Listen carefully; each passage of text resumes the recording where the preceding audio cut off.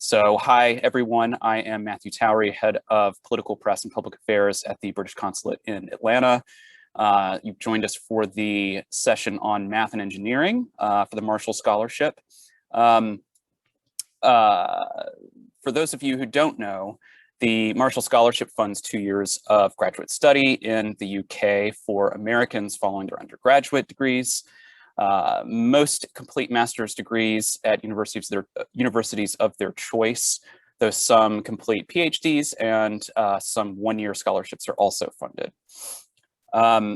Just at the top, wanted to let everyone know that this session will be recorded, and it is currently recording. If you have any questions, please enter them in the chat, and we should have time at the end to have them all answered. So without any further ado, let's meet our Marshall panelists. Today, starting with Rebecca Hubbard. If you could please introduce yourself and tell us why you originally applied to be a Marshal and your journey since being selected as a scholar. Okay, good afternoon. I'm Rebecca Hubbard. I was a Marshall Scholar back in 2000. My journey started at University of Pittsburgh. I was For my undergraduate, I studied ecology. I had realized that I didn't necessarily want to continue in ecology, so the Marshall Scholarship actually provided me with an opportunity to kind of change directions. So I did my Marshall at University of Edinburgh, where I got a master's in epidemiology, followed by Oxford, where I got a master's in applied statistics. After that, I came back to the US. I had sort of successfully transitioned from biology into statistics. So subsequently, I got my PhD at University of Washington in biostatistics. And since then, I am a biostatistician. I'm currently professor of biostatistics at the University of Pennsylvania. That's great. Thank you, Rebecca. Same questions for Michael, please. Yeah, sure. Hi, everyone. I'm Mike. I'm a current Marshall Scholar. I'm actually here at the University of Southampton on the south coast of England. Right, my virtual background is London, which I think is a little more recognizable than generic port, which I have out my window, but it's a lovely view of the harbor. So I'm here at the University of Southampton doing a degree in transportation planning and engineering. And then next year, I will be going to UCL in London to do a degree in urban planning. And for me, you know, my background is in civil engineering. That was what my undergrad was in from Northeastern in Boston. And for me, I got a lot of introduction to engineering, and I got this good undergrad base, but the Marshall Scholarship was this really great opportunity for me to focus my engineering and my interests in exactly the specific field that I wanted. And that's something that kind of UK graduate programs offer, is that extreme specificity in the programs with the wide opportunity of kind of crafting your own path of exactly what you want to study. Awesome. Thanks, Mike. Brian, if you'll tell us about yourself and your journey. So I grew up in Florida and had never really been in the snow or anything before I did my undergraduate at MIT. And I had not really planned on doing something like a Marshall Scholarship. In fact, even going on to a lot of higher education wasn't what I was actually looking at. My research advisor actually had a previous Marshall Scholar in his research group, and he encouraged me to apply, saying that it's wonderful to have a US-based academic experience, but if you go abroad, you'll see how they do things differently, and you will be a better teacher, you'll be a better thinker before the experience of going abroad. And so I went from MIT, and then I went to Cambridge. And I actually did my PhD there, also in electrical engineering, though I also had a little bit of a shift in focus where I had been doing things with thin film transistors at MIT and some research in that area. I actually switched over to doing a bunch of electrical measurements on proteins. And then after my time in the UK, I took an appointment at Brigham Young University in Provo, Utah, where I've been now here for a number of years, and I'm a professor of electrical engineering. And I continue to do all kinds of interesting things, a lot of different measurements on everything from bridges to batteries. And so the opportunity that the Marshall Scholarship gave me was really opened a lot of different horizons and opportunities. And I really enjoyed being able to be part of different system when I did teaching and supervisions at Cambridge, very different than any of the experiences I'd had at any US-based institution. And so I think it does open your eyes to a lot of different ways of doing things and still being around people who are excellent in their fields. Thanks, Brian. And so you touched on some of the themes of our first question, and this is for everyone. So how has being a Marshal influenced you in your field? And have you found it helpful to have that experience in the context of math and engineering? And let's start with Rebecca, please. There are definitely lots of different ways in which the experience of the Marshall Scholarship has kind of influenced everything in my career subsequently. As far as sort of discipline-specific subject matter type things, doing a master's degree in the UK is a little bit different from doing a master's degree in the US, because the undergraduate education system tends to be a bit more focused. So students come out of their undergraduate and they're a bit more expert in whatever they're doing than we are here, where we're a little bit more generalist.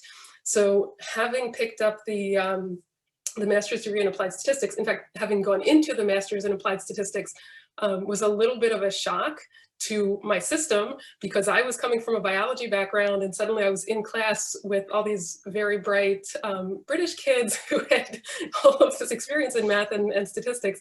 So I very quickly had to get up to speed with all of them. So that intellectual experience of relying on myself to build up the knowledge that I needed, also the way that the educational system works in the UK, or at least at Oxford where I was studying statistics, requires a lot more independence and initiative. So I think all of those things really helped me subsequently in my academic career. And in a very specific way, where I ended up getting my PhD at University of Washington, I was told after I'd been there for a few years that the only reason that I was admitted to the program was because I had done the master's in applied statistics at Oxford. And they said, yeah, we were kind of nervous about you because you were coming from biology, but we had another faculty member who had done that program himself as a master's. And he said, no, if she can do that, she can do this. And so they admitted me. So I was very, very fortunate to have that door open. And similarly, subsequently, as you build up these professional networks, it just pays forward throughout your career. Thanks, Rebecca. Mike, I'd like to turn to you next. Has that been your experience thus far? And yeah, so what's your take on the same question?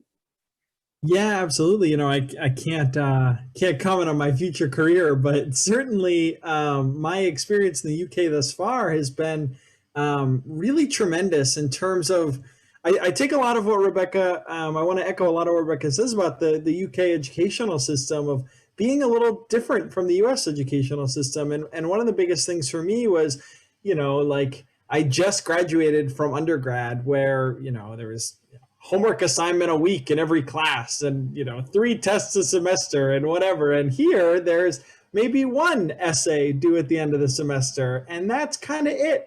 And so an adjustment for me has been, I don't feel like I'm learning because I don't feel like I'm doing a lot of busy work. But at the end of the semester, as I was looking back on it, I realized I'm spending all my time thinking about transportation planning and engineering, but I'm doing it in ways that kind of how I see fit. I'm taking the opportunity to do independent study guided by my courses. And so for me, living in the UK and being a Marshall Scholar and studying exactly what I want to study has been really great because it's given me that freedom and that flexibility to kind of pursue the things I'm interested in. The UK is a really interesting place to study these things. And so being a Marshal and studying outside the US and getting that kind of perspective on how they approach problems, right? How we approach engineering solutions and engineering design, all of those I know will be really beneficial. In my undergrad, I did a lot of traveling internationally through kind of various academic programs. And I got little tastes here and there through these short intensive programs of, what it's like in Tokyo, for example, but really living and immersing yourself in a different place and studying how they do it by going to school for it is a whole different ballgame, and I just know that when I go back to the States to work, that kind of what I'm learning here will totally translate, and the lessons and the different approaches that they do here, I think will totally be beneficial for my career. Thanks. Brian, would you agree broadly with what you've heard thus far? Absolutely. Comment?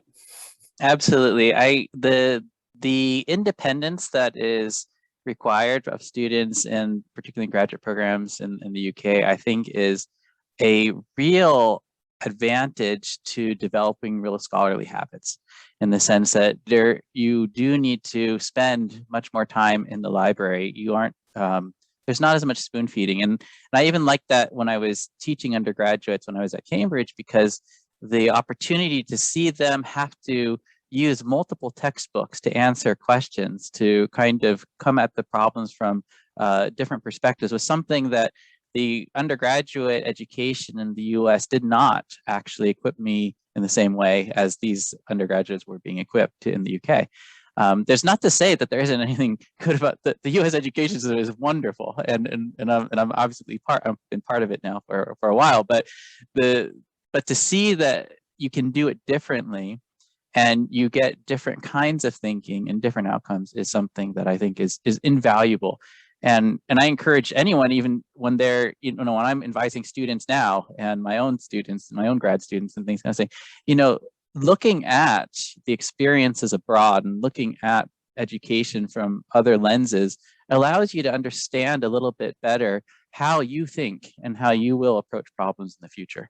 And so I think that that's something invaluable. I actually had been accepted to the MIT graduate program, and I was thinking, hey, this would be great. But going to the UK brought this entirely different perspective.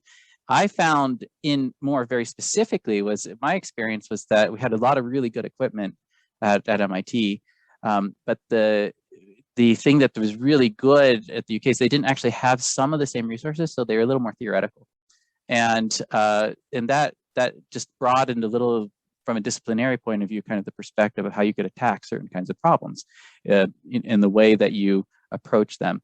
And so I saw those things as I was going through my program in the UK, and it was wonderful for me. Thanks, Brian. Rebecca, I have a specific question for you. So, as a first-generation college student, what did becoming a Marshal mean to you, and what advice would you give to other first-generation students? Thanks for that question. I think in some ways I feel like being a first-generation college student, it meant that everything was kind of new and unfamiliar, and my family wasn't necessarily, although they were very supportive in a hypothetical way, they weren't able to provide kind of specific focused guidance. And in some ways that made it less scary to go off to the UK and do something totally different, because, at the same time I had applied for graduate programs in the US, and if I had done that, or if I went to the UK, either way, my family was saying, like, why are you doing this? Why don't you get a job? I don't understand. I definitely, throughout my post-undergraduate education, I faced a lot of questions from my family of, like, why are you doing this? Where is it leading, et cetera. And so either way, I was sort of responsible for charting my own course. So the nice thing about the Marshal is you do have a lot of resources. You have a lot of people there to support you, to make sure you don't get lost in the system, that you're oriented in the UK, and so on. So that was nice, and that kind of provided some support that I wouldn't have had if I had been going to a graduate program in the US. I would have just been on my own like all the other kids. So that was nice. I mean, regardless, whether you do a graduate degree abroad or in the US, it's always taking a bit of a leap, and there's always a bit that's scary about that. I think the other thing that was nice for me was financially, I was trying to pivot between focus areas, and getting a master's degree then and getting a master's degree now is generally something that you have to pay for, whereas going straight into a PhD is funded. And we, like my family, certainly didn't have the resources to pay for me to get a master's degree. That wasn't something that was really within reach. So the financial resources were also extremely helpful. Thanks, Rebecca. So my next question is for everyone. Just in, throughout the course of helping to administer the Marshall Scholarship, I've worked with a lot of the applicants and scholars. And, one of the things that I noticed is, or one of the things that I think maybe some are nervous about, especially those in the more science and math-oriented backgrounds, is demonstrating diplomacy and that requirement in becoming a scholar and being selected as a scholar. And I'm wondering if you could comment on that and what that means to you, demonstrating diplomacy, acting diplomatically in your role and in the context of applying to become a Marshall Scholar. So we can just start with Rebecca if you're fine with that. That's a tough question. I'm not sure that I have a terribly insightful answer, but just would say, I feel generally as a scientist, science is sort of an endeavor that we undertake collectively, kind of regardless of national boundaries. So from that perspective, and also, so I'm in statistics, I'm in applied statistics, right? I do specifically biostatistics. So in terms of my application area, I would think about things like, trying to build international collaborations to support things like management of epidemics. Like the situation that we're currently in is certainly something that having strong international ties, being able to work broadly with people all over the world is really critical for. So, I would encourage people to think kind of creatively in terms of, how do you work, how would you work, or how could you work with international colleagues, and how could that kind of building of bridges across national boundaries help to make science stronger, or how to, support the work that you're doing in your specific discipline. Thanks, Rebecca. And I'm not trying to give flashbacks to your Marshall interviews, but Mike, what would your advice be? Yeah, I was just thinking about the hardest Marshall interview question I got, which was, I don't want to psych people out, but it was, what is your argument to the British taxpayer? I was sitting there like, okay, we're diving in. But this is a good point and a really tough one. And I was speaking with a Marshall friend the other day about this exact viewpoint, which is like, oh, maybe the people in the social sciences feel like they have an easier time explaining why what they do matters, and people in the science field have a harder time. And to me, I think it's really important to kind of be able to communicate for yourself why it is the thing that you care really deeply about matters. And so to me, when I was thinking about doing transportation planning and transportation engineering, what I was really excited about was learning from the UK, which has this really rich history of transportation innovation and has this, a lot to offer in terms of fascinating cities to learn from, but then also being able to communicate that, just like Rebecca was saying about building that international community. I think to me, the relevance is kind of being able to offer something, right? I mean, I'm going to study and I'm going to learn from the best programs in the UK, and then I'm going to come back to the US and be ready to come up with solutions that can then be applied in the UK and can then work to make cities better and work to make transportation networks better in the UK or in the US or anywhere else. And so that's sort of like building learning from the UK and building a network in the UK, and then being able to give back to that network once I get into my career, building on the lessons that I learned and the network that I built, and then contributing back to it, I think is kind of how I see that playing out. Thanks, Mike. Brian, what about you? I think in a lot of these questions, for me, it comes down to people. people make up nations, people make up communities. And when you are involved in different communities, you have opportunities to contribute. I felt that the diplomacy goes both ways. The experience from the UK is what we bring back to the US. When I went, I was married, and so we actually had 2 children while we were in the UK. And then we've had children here in the US. And it was very interesting for us because we could actually talk about the differences of the different systems and the different kinds of healthcare things that we could see. And being able to live in a place and be part of a community allows you to understand people.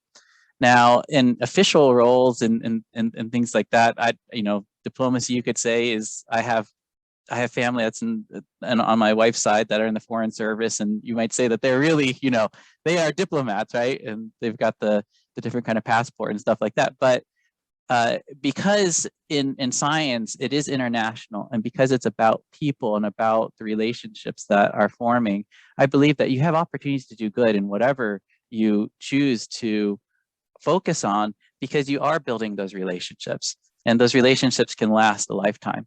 And you want to make sure that in whatever you're doing, really, it is that you are thinking about it. It's about people. Science, yeah, we have equations, we have math, and we do all these things, but ultimately it's about empowering people to be able to do the things that they need to do to improve the society in which we live. And whether that may be that you are, in civil engineering, which, you can say, yeah, absolutely deals with people and transportation, or, electrical engineering, and you say, hey, most of the stuff that we see, you don't even see because it's all, passing through the air, it's electrons and stuff like that.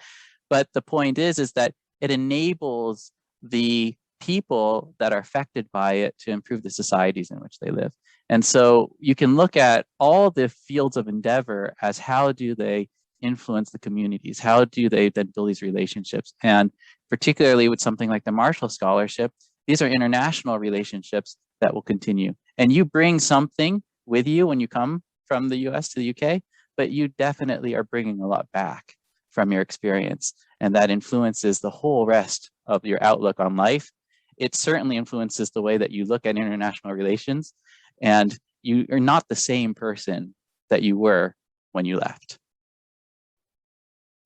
That's great. Thanks, Brian. I think that's a good segue to a question that we have for Mike and yourself, which is, how does transportation engineering contribute to international conversations on sustainable transport as key to green recovery globally?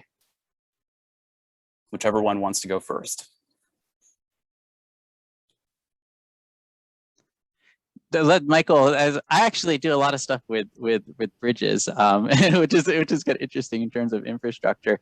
We actually have these trailers that you can go at 30 miles an hour. We actually hit them with chains and stuff like that, and we actually use the acoustic response, and we understand how this then influences the delaminations and other things. But when you ask about something like transportation, you think, okay, how does this influence the world? Well, we all drive, and we don't think usually about the roads and things that we're actually on. And whether you're in the UK or actually Europe, because they use asphalt versus concrete versus the different materials that are used, these are extremely energy intensive, and understanding how infrastructure is actually composed and what it costs to actually maintain it, to improve it, to be able to use it for the ends, which are moving people and goods all throughout. These are huge questions. And so I think your question a little bit was about, how does maybe civil engineering or technology influence some of these, green recovery, however you look at it, is the scale at which these things are taking place are usually beyond what people have any understanding of. You start looking at zeros on the end of like billions, millions. Sometimes people have an understanding of billions. You get to, trillions. These are the cost of some of the things. And that human and society cost for things like transportation is so large that the solutions have to be on an international scale. And I'm sure that Michael is probably, he's even more probably expert in this particular area, but it's huge from an engineering point of view at what it really requires from our human collective in terms of maintaining and looking at these things. And international perspectives are really important because the way that we do it in the US and the way they do it in the UK is actually different than the way that they're doing it in Asia. And they have different solutions and they have some similar problems, but they're also approaching it from different ways and for different societal benefits. Yeah, I totally. Thanks, Brian. I totally agree. You know, I one of the things that I actually, so I kind of bring a different approach to my undergrad for background was I double majored in civil engineering and economics. And I think one of my strengths, and I think one of the things that I brought to the Marshal in a way that was really kind of interesting and unique is the engineering plus the people, as Brian was just talking about a minute ago, where my first program here is transportation engineering, but then next year I want to do urban planning. Because to me, just as the problems are technological, they are also social. And we can't envision, you know, I've been doing a lot of thinking for my dissertation actually in the past few weeks about that aspect of choice and how we shape people's behavior and how we take certain things for granted and how we don't. So for example, you know, we take for granted, you know, like, you know, news stories of whatever. You see the number, thousands of people, millions of people every year in the world die in traffic collisions. And that's just something that we kind of take for granted. But we forget the fact that people designed the system that we have now. Certain concrete decisions were made to make the system the way that it is now, and certain concrete decisions could shape it. And so that's what gets me really excited. And what I'm, you know, having a lot of fun learning while I'm here is how can we start to rethink the things we take for granted, and how can we do that in a way that puts our specific objectives right in the forefront of what we're aiming for, and then work our way there through a lot of different ways, through the technology, through shaping how we live, shaping where we live, shaping how, you know, all of these different things and how we can approach it in a really interdisciplinary and unique way. And I think that's what I find really exciting about that type of work. That's great. Thanks both. So we've got a question from the audience from Andrew. So I'll go ahead and say, Andrew, you might want to tune in to the session tomorrow at 2:30. I don't know whether this will be covered explicitly, but it is for application questions. But I think some of you might have something to say about this. But he asks, what is the typical process for students hoping to pursue a PhD following their master's? Do most stay at the institution they study within the UK, or go elsewhere in the UK/Europe, come back to the US, or all of the above? And for context, Andrew is hoping to pursue a career in academia. So anyone with their experience and advice there. So I can answer from the perspective of academic programs that I'm familiar with and people that I've known who've kind of gone through that process. But I do want to caveat what I say with it's different by discipline. So, you know, different areas of study have different practices related to this. But as far as like staying in the UK versus coming back to the US, of students that I knew on the Marshall Scholarship, the majority, although certainly not everyone, but the majority came back to the US after their 2 years were up. Some did stay in the UK, some continued to study in the UK, some stayed on for other reasons. But in terms of thinking about pursuing additional education after a master's degree, in my field and the fields kind of adjacent to my field, it's kind of discouraged to stay at the same institution for your PhD and for your master's. Some people do it, but there's a preference for people who have broader experience with multiple different systems and different academic institutions. So I'd say the majority of students get a master's one place and a PhD somewhere else. And I think that's a very beneficial thing to do. I think, you know, learning from different people in different environments broadens your perspectives, you learn new things, et cetera. So I would kind of encourage that, even if it isn't the norm. But I do think there's a lot of heterogeneity between disciplines. So So yes, so I'm interested in what Brian thinks about that as well. I echo what Rebecca is saying. At the end of the day, if you're thinking about an academic position, you have to look at it from the point of view of the institution that you're going to be applying to. They are probably looking for someone who is not only an expert in the chosen field, but also brings a perspective that will widen their ability, that institution's ability to accomplish its mission.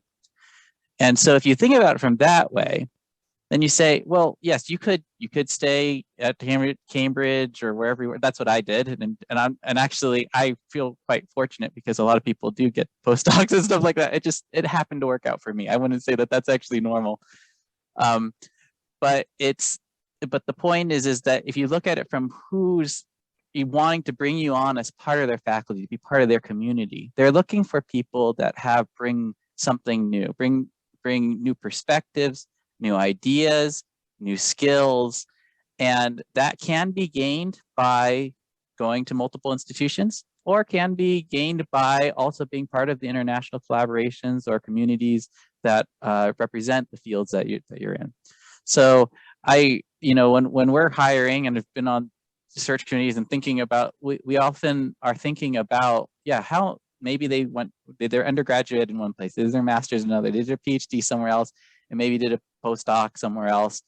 And does that give them a breadth of experience as someone that we think could actually then benefit our department, our institution, in terms of its mission going forward? So I can't say that there's one answer to that. We've hired people that have had less of that, and we've hired people that have more of that. But do they bring something that is then of value to the community that they will join? And then if you think about it from that perspective, then some of the details are less important than that. We're really looking for excellent people that bring those perspectives. And I think that's pretty true across when I've talked to other colleagues, that they're looking for good people with good background, with good experience. And the technical is just part of kind of the entire equation in terms of the person you want to bring on. Thanks both. Mike, I don't know if I thought that was very helpful, but Mike, I don't know if you wanted to comment as well?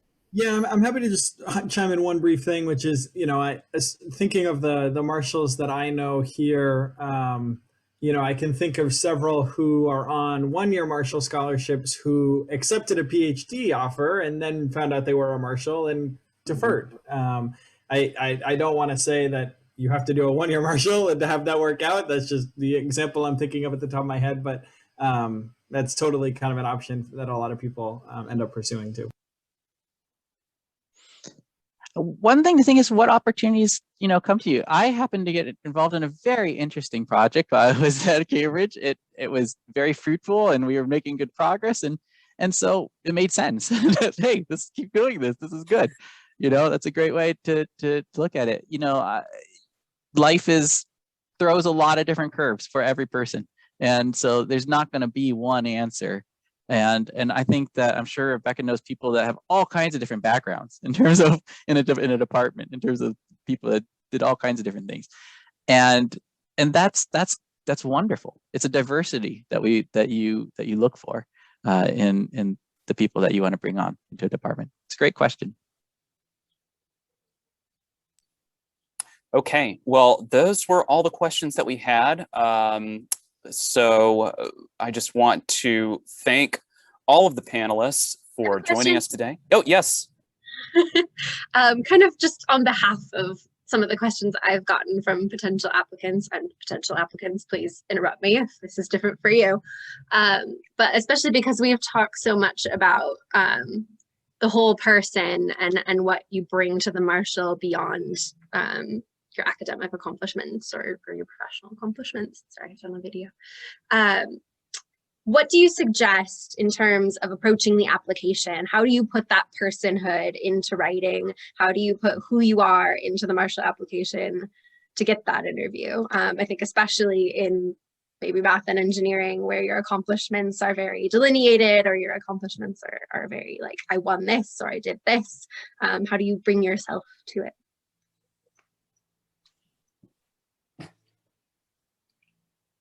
That must be a hard question. Well, I can say one thing that I would think about is many of us in STEM tend to be very goal-oriented, achievement-oriented type A. And so I think going down that road of kind of like listing the accomplishments, listing the steps of where you've gotten to, that's the thing that we might sort of default to. And I think that's what I would kind of suggest people think a little bit more deeply than that, because every step in that path, there's your personal motivation. There's the reason that you came to that. There's the reason you became passionate about engineering or math or, whatever it is that you've become passionate about. And even if, on your resume, it kind of shows up as like, I won this award, I worked for this company, etc. Underneath that is your personal story of like, why were those things meaningful to you? Why did you pursue those as opposed to other opportunities? And everyone has a story that's a fascinating story. That's, the story of your passions and how you got to those steps. So that's what I would encourage people to do, is think about that. Think about the path in terms of that underlying narrative of what generated these accomplishments, and try to get past the surface of the list of awards that you won, although I'm sure they're terribly impressive. If Michael, I'd just say, be real. Be real. I love what Rebecca said about the story. I had an opportunity. I could have worked at Apple or Lincoln Labs. I went to Millikan Research Corporation in South Carolina and worked for a textile company for a summer, right? You do something that's a little bit, why? A little bit maybe off the beaten path, or you have these experiences. I said, I was married. I remember my first interview question was kind of like, what did you do last weekend? I forget what it was.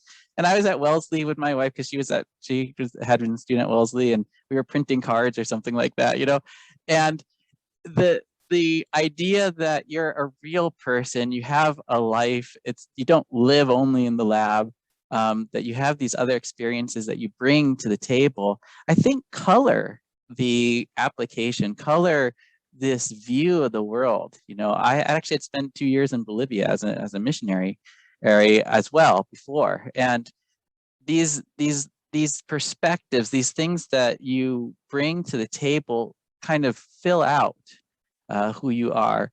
There's no guarantee that anybody will ever be selected. There's nothing like that. But I think particularly for people in the STEM field, it's the process of actually doing the application should bring some kind of self-awareness and mindfulness of who you actually are. And whether or not you get an interview, or whether or not you get the scholarship, that's in itself valuable, because you start to realize what it is that kind of motivates you, why you've made some of the decisions that you've made in the past. And I think that actually prepares you not only to answer questions if they do come up in an interview, but you also are a more complete person. And you realize that there's a lot more to life than, what's on your resume. And I think that's important going forward. And it just makes you, I think, more interesting as well in terms of people that you're around. And I think, but when you're coming to an application, then it also helps you to figure out what that color is. What does that canvas look like that you're painting that you want people to see? Yeah, I totally agree with all of that. I think there's a couple of things that I want to definitely highlight. I think the first was when I sat down to do that process, I was really kind of self-doubting about it, because I looked back at my college career and I'd done all these kind of things that didn't on the surface look like they really connected. I was a tour guide. I led volunteer service trips to go do trail work, which doesn't have, out in the middle of the woods, and that doesn't have anything to do with cities. And I was an RA, right? But as I started thinking about it, all these things actually did tell a story. They told a story of a person who could lead, who cared about other people, who cared about building communities, who cared about supporting communities. And that's the same, whether you're doing trail work in the outdoors or whether you're doing traffic engineering or anything. That I thought was a really kind of important process for me to have gone through and to identify in my own story. And then I think the other thing about sorry, it's a little late in the UK, so I needed to jot down some notes.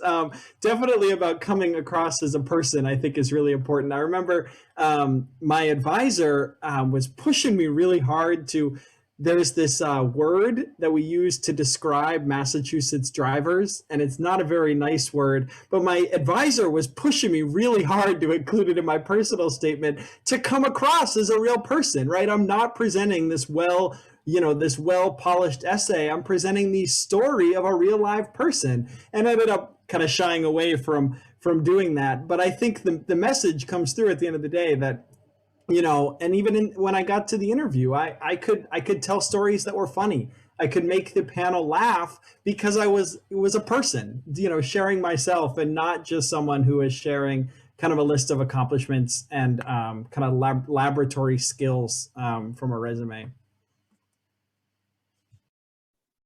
Thanks, Mike. We did have one more question from Griffin, and I think you kind of answered it just then.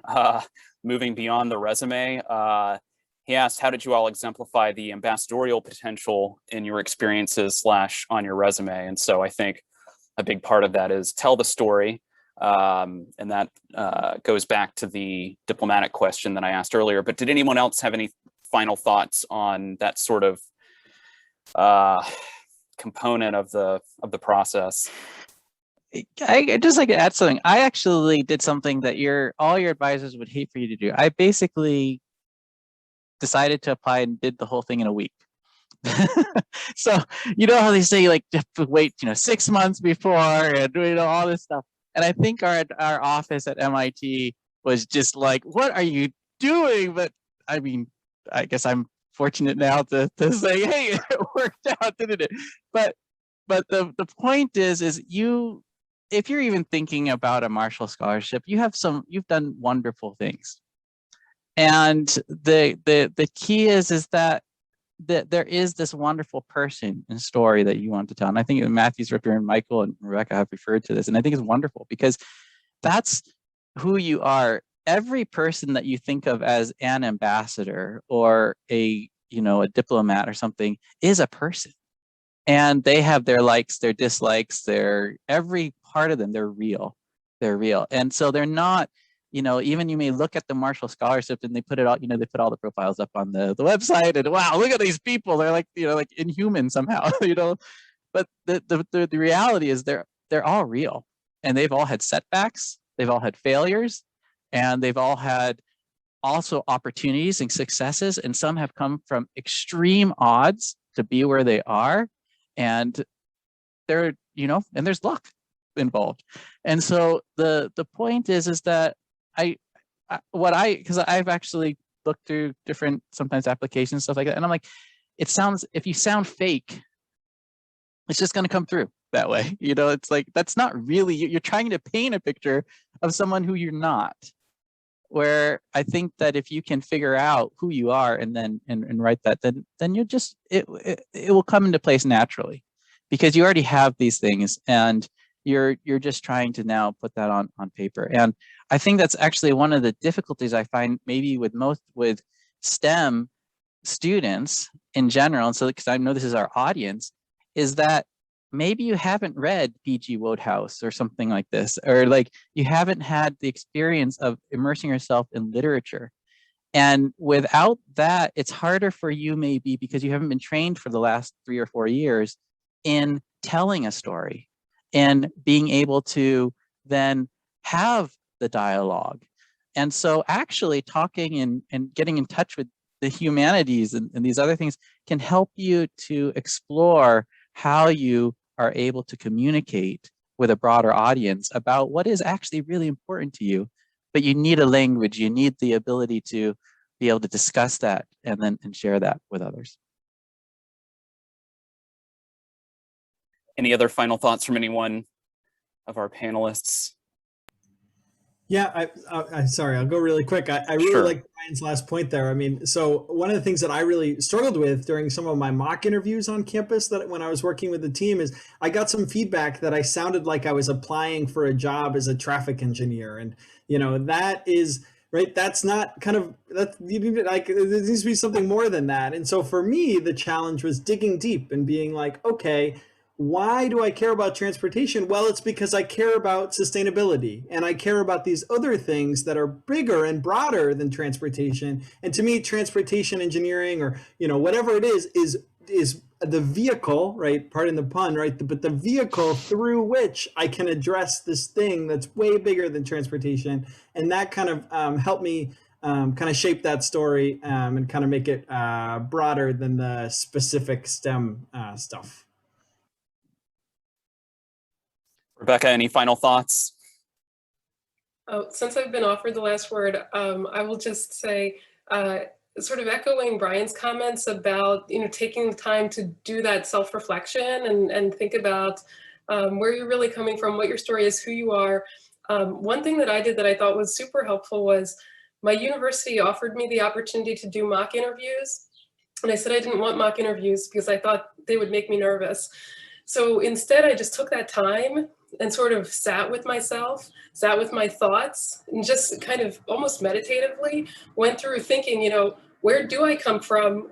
Who do I want to be? Why is this the right path for me? And I think, I kind of did that at the stage of preparing for the interview, but I think doing that self-reflection early on, when you're thinking about applying, when you're thinking about preparing your application materials, I think is really valuable. Just, what is your story, and does the Marshal make sense? Does it make sense to apply? Does it fit with where you want to go? And if the answer is yes, that's going to come through authentically. And you're going to hear that in your voice when you write your essay. Some great final words. Well, thank you to all the panelists. Thank you to the audience as well for participating today. The Marshall Summit will continue tomorrow. Be sure to attend our session on diversity and race at 12:30 Eastern Time, hosted by the Consulate in San Francisco. And if you are interested in applying for a Marshall Scholarship, please contact your university's fellowship advisor. Thank you all again, and have a great rest of the week.